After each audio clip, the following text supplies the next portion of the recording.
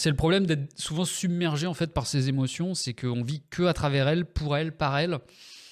Et ça refait quoi ce que je disais au début sur le rationnel finalement. Bah, les décisions qu'on prend sont toujours mues par l'état émotionnel du moment, peut-être même plus que le normo-pensant dont on qualifie là, le périmètre.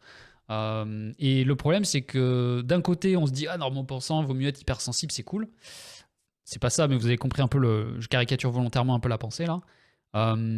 Sauf qu'en fait, ce que je dis derrière, c'est bien parce que pour le coup, j'étais assez lucide là-dessus et c'est ce que j'ai vécu moi aussi par mon expérience. C'est que ce flot émotionnel en permanence, si on n'apprend pas à le comprendre, je dis pas le canaliser, à le contrôler, c'est pas le vrai terme, je pense, parce qu'on peut pas forcément le faire, mais à le comprendre déjà et à savoir ce que ça implique dans les décisions qu'on prend, en fait.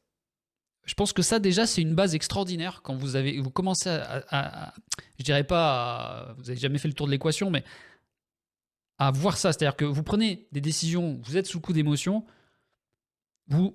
avec l'expérience, vous allez commencer à savoir que ça va vous orienter de telle ou telle façon et qu'il y a des biais qui vont avec.